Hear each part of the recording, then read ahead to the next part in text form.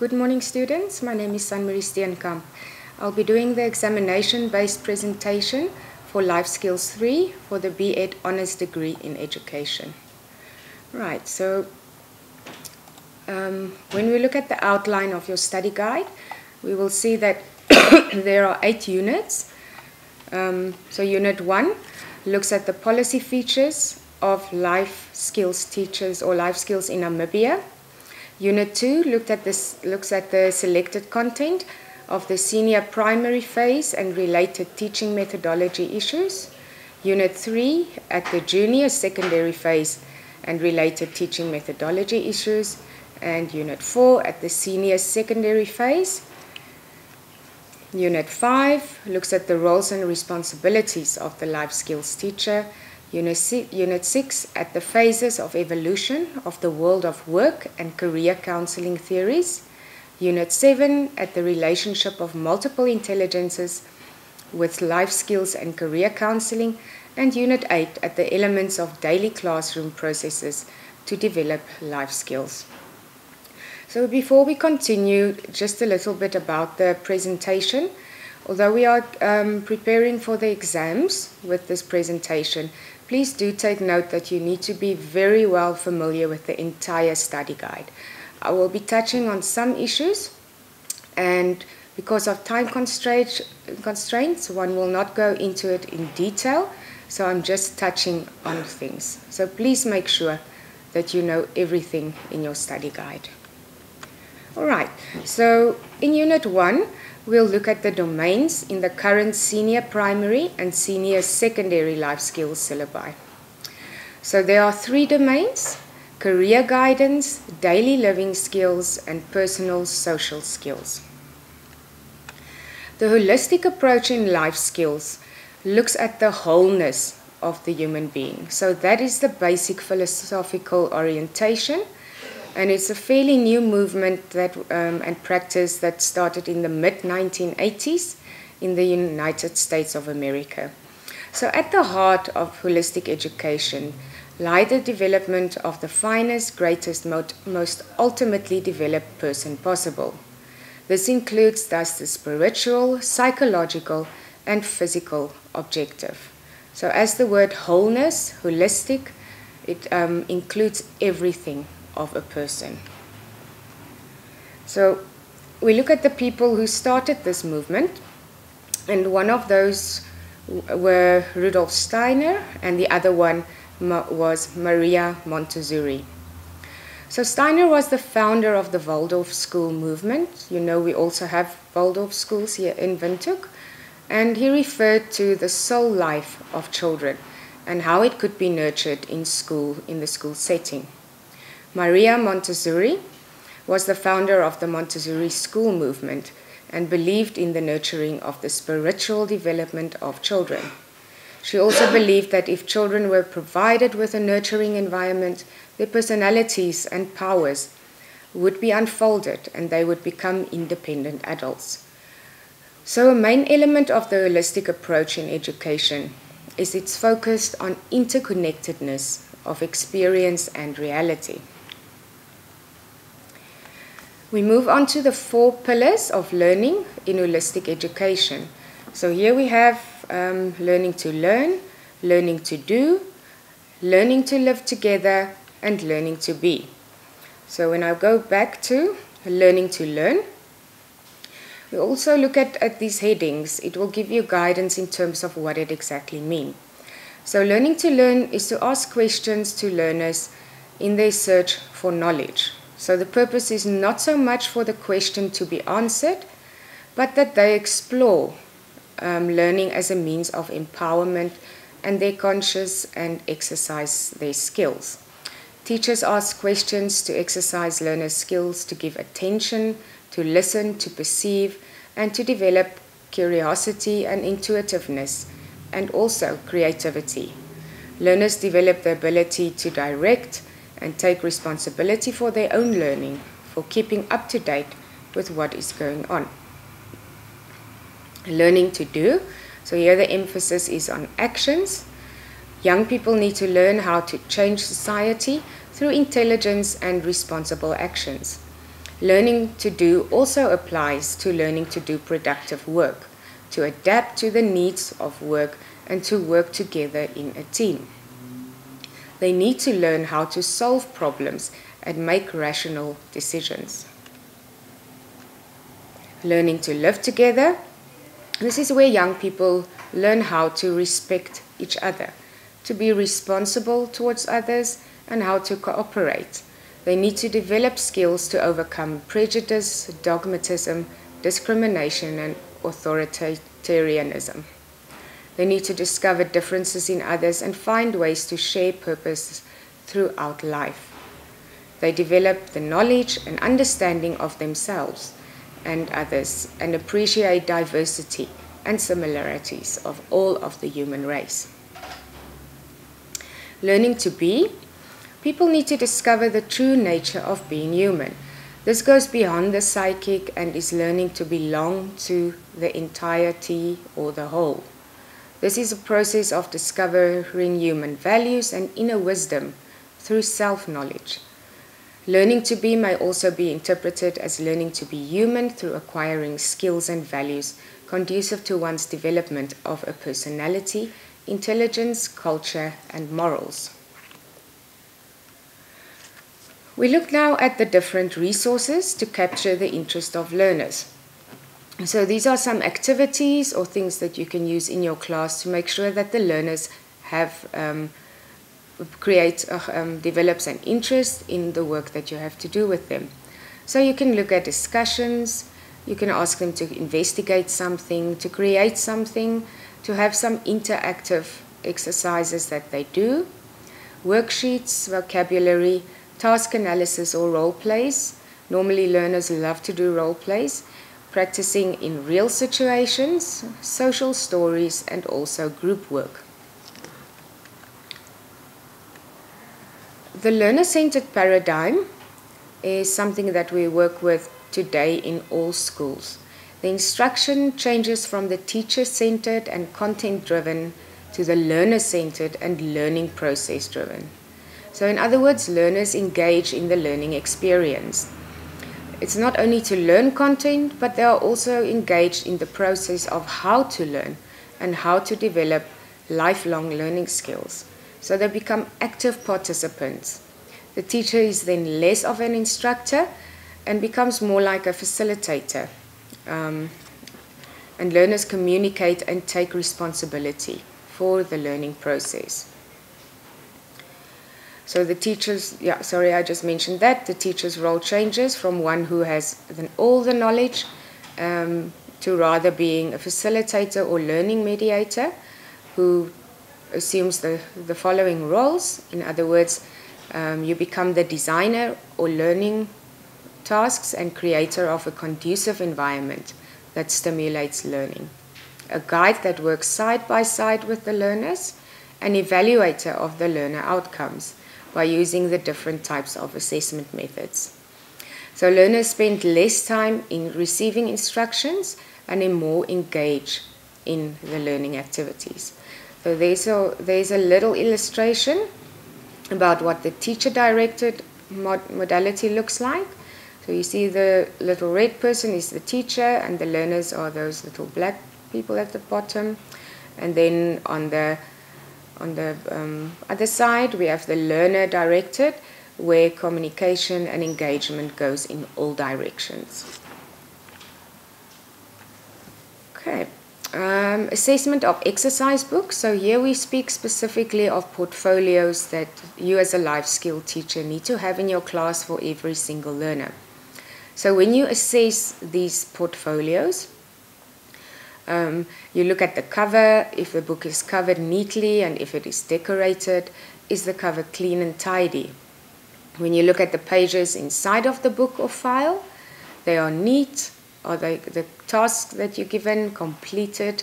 Did the learner complete all of the tasks? And here is a special note, even if the tasks are complete but they are not correct, more important is whether the learner did complete the task. Are they organized in the portfolio? And did the learner make an effort to decorate their pages? We move on to Unit 2, and here we will focus on career guidance and setting goals, and how to guide learners to set goals. This is extremely important for any learner to learn. Setting goals is something that we use throughout our lives. No matter how old we get, we need to set goals for ourselves. So this is in a specific order. So first point is to start early. You set the goal and you define that goal. And you also plan to achieve the goal. Then you brainstorm questions to be positive about the goal, learn from your mistakes that you made, evaluate the plans, visualize the goal, persevere, and realize your strengths. Sorry, I think persevere needed to be an extra point. All right. So how teachers can do that? Some tips for you is to ask the learner what they want. Listen to the learners when they express their desires. Strategize with them how to achieve their dreams, and discuss with them small steps to be taken to achieve their dreams. Do not tell them their goals are unrealistic. We never know what a person can achieve. So we can be there to motivate them and to assist them. I think an important part of setting goals is specifically to take small steps when it comes to achieving your goals, and also be patient. Okay, apologies for the picture, that is all over. I will read these steps to develop a healthy eating habits. Is to simplify your diet, start slow and make changes in the diet gradually. So drink lots of water. It helps flushes the body's waste products and toxins out. Exercise regularly, and healthy eating is about eating moderately.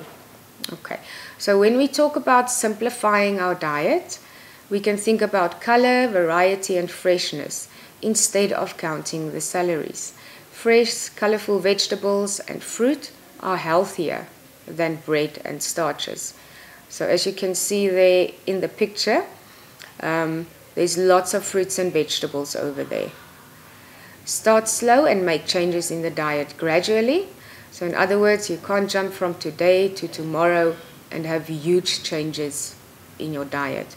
Your body will definitely not able to handle that shock, and then the diet will fail. So you change over time, starting with small habits that you can learn yourself to improve your diet. Water, we all know that we do need to drink lots of water to clean our bodies, to hydrate our bodies, and it also gives energy. We exercise regularly. It is important to find an activity that you like. So it's of no use if you do something that you don't like at all, because then the chances are good that you will not continue to do it. And the last point is healthy eating is about eating moderately. So one of the good things to remember is that you need to develop a healthy diet to maintain for life. We move on to steps to improve conduct in class. So conduct is how the children behave and also relates to discipline. So to the teacher and the learner, this works normally very well, is to develop a set of class rules together. The reason for learners to be in class is because they need to learn. So the following will influence their behavior in class. Respect the teachers and other learners, to be tolerant towards each other and other ethnic groups and cultures, to participate in class, to be obedient and listen when the teacher gives you a task and do it, to follow the class rules. Homework and tasks need to be done regularly.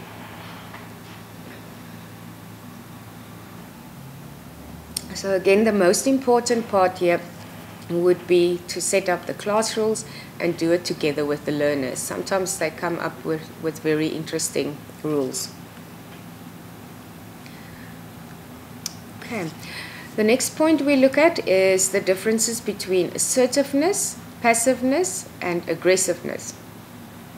So when it comes to assertiveness, okay, sorry, yeah, just ignore that first part under, I see this one is wrong. Okay, assertiveness in the first column is also aggressiveness.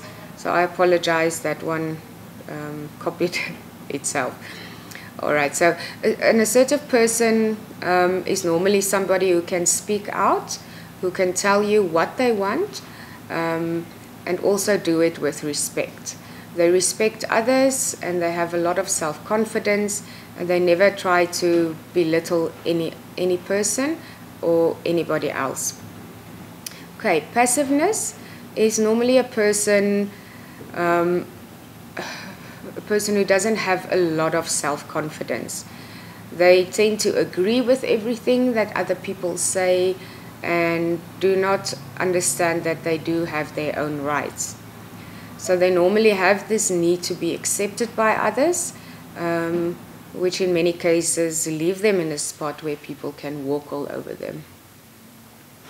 Aggressive people are those that often have the need to show themselves, and also because they have a low self-esteem. So that many times they are very loud, they can glare at people, they can shout out orders and be very hostile. So when asking questions, they often seem to be threatening towards other people, pointing fingers and intimidating others. Okay, all right. Now, also in Unit 2, we're going to look at symptoms or signs that might indicate that a person is depressed. First thing, you can look at the person's energy levels. They will probably be tired. They might have a sleeping disturbance. In other words, they either sleep too much or too little. Irritability and annoyed all the time. They might have feelings of numbness, and by that we mean emotional numbness. In other words, it's not a physical feeling of I cannot feel my hands or something like that.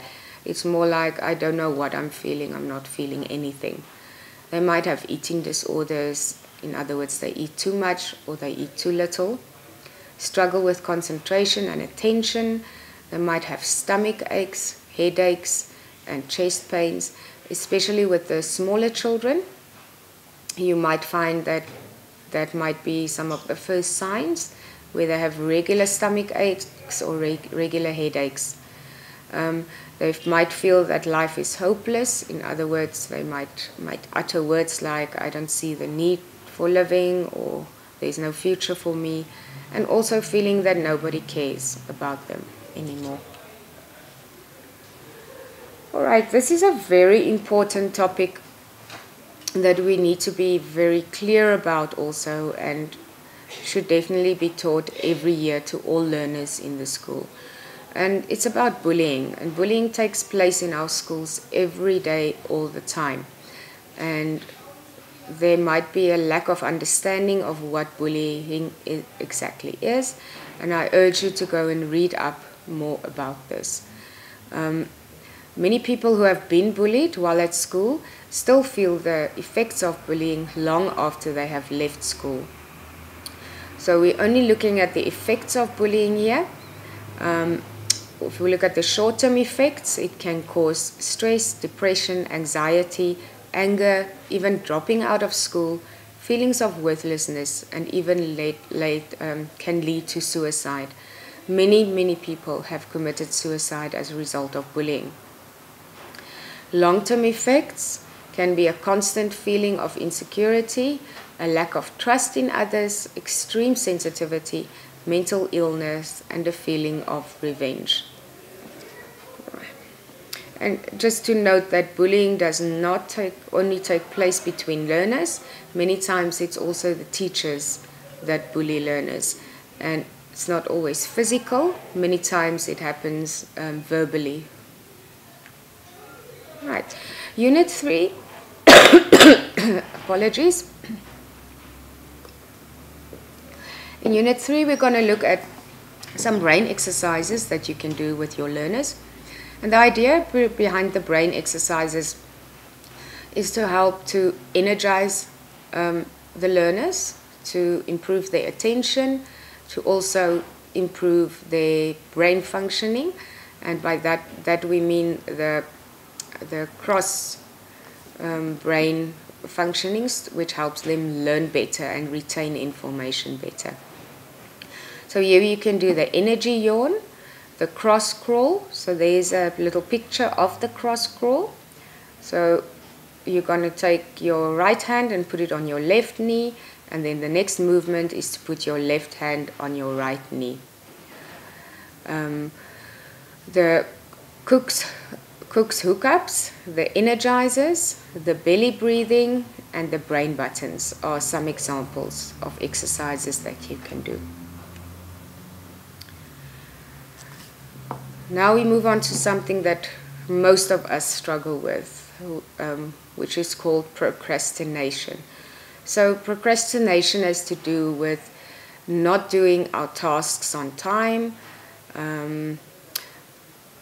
We don't feel we might not have the energy to do it, or we think I will do it later, it won't take that much time. However, procrastination can almost become like a disease. So it becomes a very bad habit, and it can eventually lead to a great loss of time. So reasons that we procrastinate is that tasks may seem too complex, and then you may procrastinate. When faced with tasks that seem overwhelming, break it into smaller components and tackle each component individually. Projects or tasks viewed as being unpleasant are also often put off until a later time. Okay, there's a little picture about procrastination. So the little man there, stick figure, says, I don't want to do it, because it's obviously something that this little person don't like. I don't like doing it, I hate doing it, and I don't do it. Okay, so it becomes a vicious cycle. Right, the SMART method is something that you can use to create your goals. SMART is a mnemonic used by life coaches, motivators, and educators for a system of goal setting and achievement. So the SMART method, when you use that, you will also be able to counteract procrastination. So when we look at the S in SMART, that means specific. In other words, who is involved in my goals? What is my goal? Where do I want to see myself going? When, why, and which? So those are all the questions that you can ask when you set up your goal. The M is for measurable. In other words, from and to.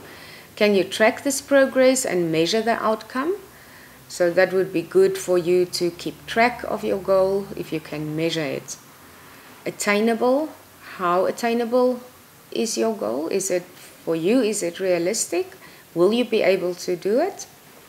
Is it relevant? In other words, is it worthwhile? At the end of the day, if you've gone through all of the effort to reach your goal, are you going to feel satisfied with that goal at that time? Timely. In other words, how much time are you going to give yourself to reach this goal? Okay, we move on to a mind map. A mind map is a graphical way to present ideas or concepts.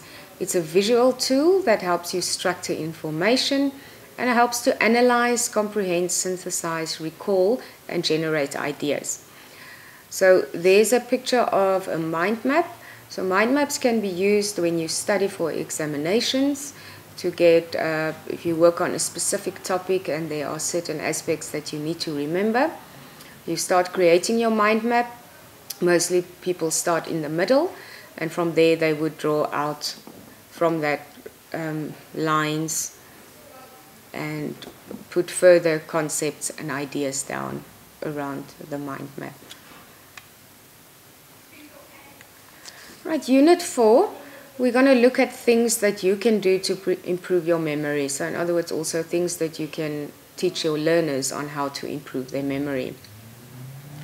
Most important thing is to eat healthy. The food in our bodies play a huge role in how our brain functions. Things like breads and noodles, all carbohydrates, tend to make us tired. So we struggle, we don't have energy, where proteins and fruits and vegetables are more likely to give us more energy. So eating healthy is very important. Getting sufficient sleep. Most people today don't sleep enough.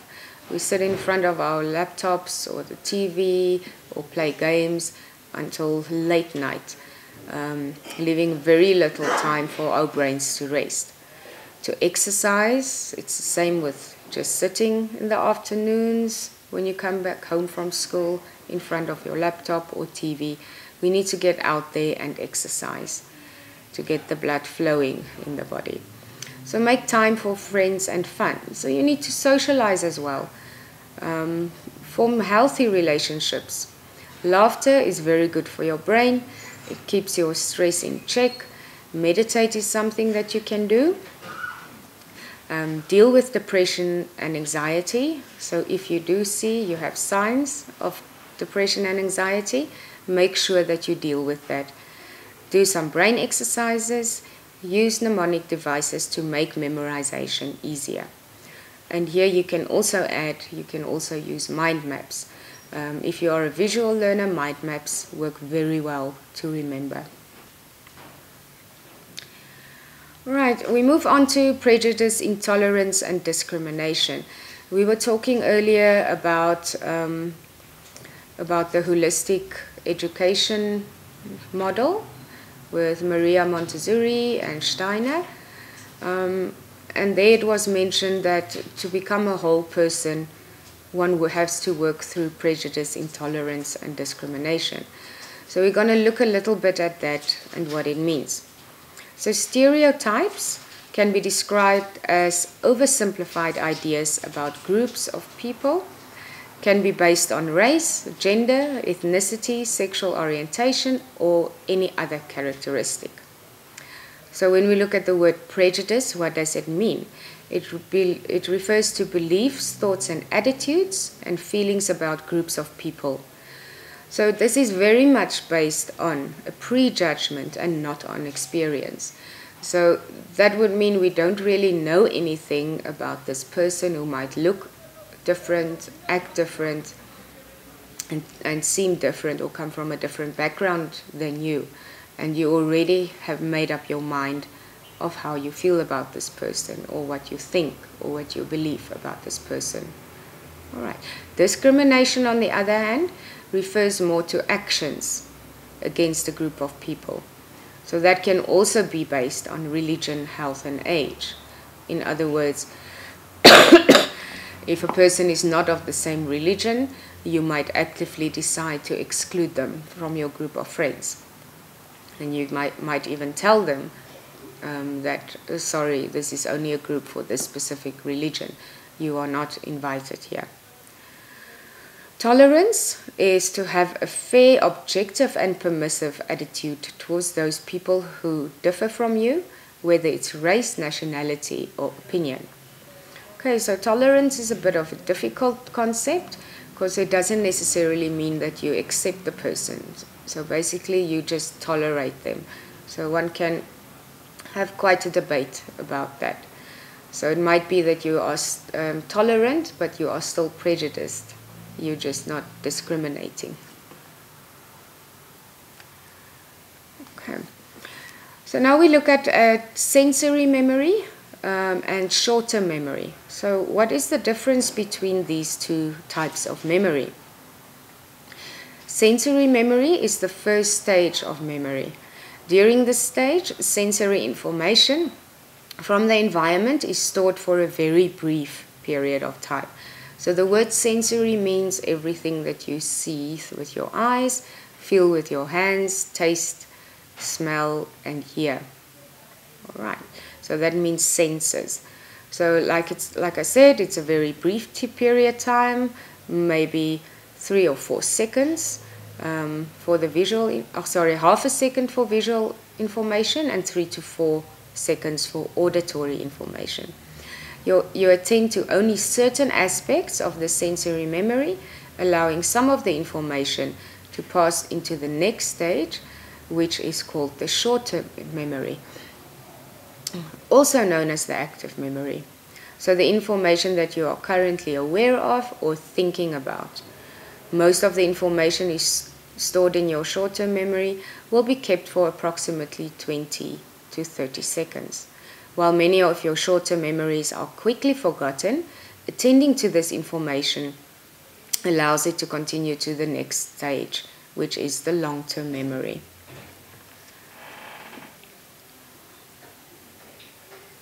All right, Unit 5, we look at the roles and responsibilities of the life skill teacher, and this is probably one of the most important units in your book if you're going to go on to be the life skills teacher.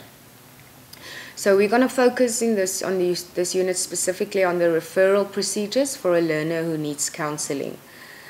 So here school personnel should be aware of how to detect learners with disabilities or learners who has a pattern of socializing or academic progress that has changed in a recent period, to detect this quite early and be able to refer them to the life skills teacher. When you can identify these changes early or quickly, then you will have probably a better outcome when it comes to counseling of that learner. So the subject teacher will notify the registered teacher of any specific observations that they have made, and the observations of all teachers who teach the specific class are discussed in grade group meetings. So learners are then referred by the registered teacher to the learning support group coordinator, which is most of the time the life skills teacher, to any of the following: the head of the learning support group, the head of the counseling support group, the first aid teacher. And again, many times it happens that the life skill teacher ends up being the head of all three of those.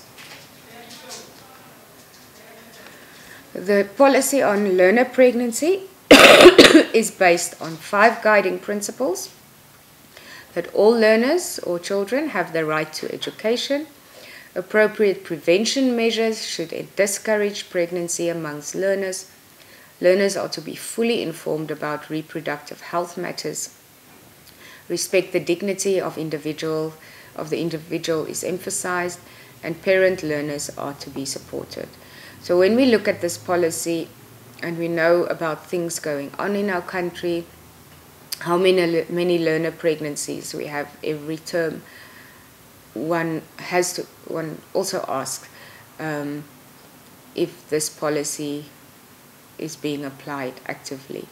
I think one of the greatest concerns that one could have here is that learners are not fully informed about reproductive health matters, as life skills teachers may tend to shy away from that type of education. Okay, so the aims of My Future is My Choice program, links in also with pregnancy and HIV. So to help young learners to make informed decisions about their sexual health and lifestyle, to develop and improve their decision-making skills, to acquire some skills needed to delay sexual activity, to acquire some skills to protect themselves from HIV infections and sexually transmitted infections, acquire some skills to prevent unwanted pregnancies, and assist them to find or develop their own values with respect to relationships, friendships, and the concept of love. So this links in with what I was saying earlier. One do wonder if these programs are taught to the learners. Okay, Unit 6, we look at the components that make up attitude. And here we have the affective or emotional component, the cognitive, and the behavioral components. Okay, so when we talk about the emotional component, is how the person or object, issue, or event makes you feel. So that is pretty much clear when we talk about attitude. The cognitive part is your opinion or perception that you form about that object, person, or event. And then the behavioral component is when you attach a desire to behave or act in a certain way based on your emotions that you have attached to the opinion that you have formed about the object, person, issue, or event. So you can see how the one flows into the others. We have a feeling, then we think about that feeling, so our thoughts are formed, and then we might have a desire to act on that. And all of those things make up our attitude. Okay. We move on to Holland's theory that states that individuals will select and be more content in a work environment that corresponds with their personality type. Okay.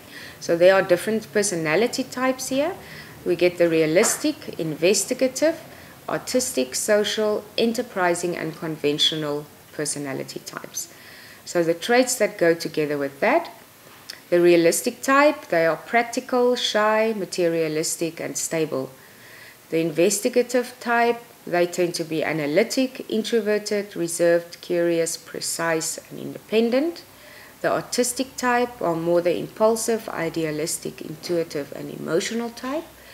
Social is more the outgoing type of person, conscientious, and a need for affiliation.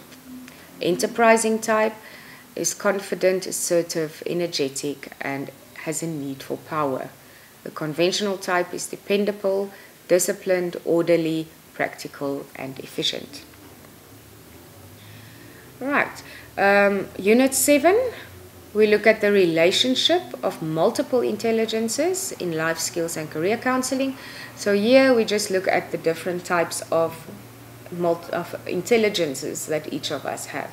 So in that little illustration there, you can see that we have linguistic intelligence, logical mathematical intelligence, musical, intrapersonal, interpersonal, bodily kinesthetic, and spatial intelligence. So you can go and read further up in your study guide about what each of that intelligence means. Unit 8. We're going to look at the importance of developing a learner's self-worth or self-esteem. But first we have to look at what the self-concept is. So the self-concept enfolds all three of these elements, which is self-esteem, self-confidence, and self-worth. So our self-confidence is what we think about ourselves, how we perceive ourselves. So learners with a poor self-concept might have the following feelings or behaviors or thoughts. They might be scared to approach a task.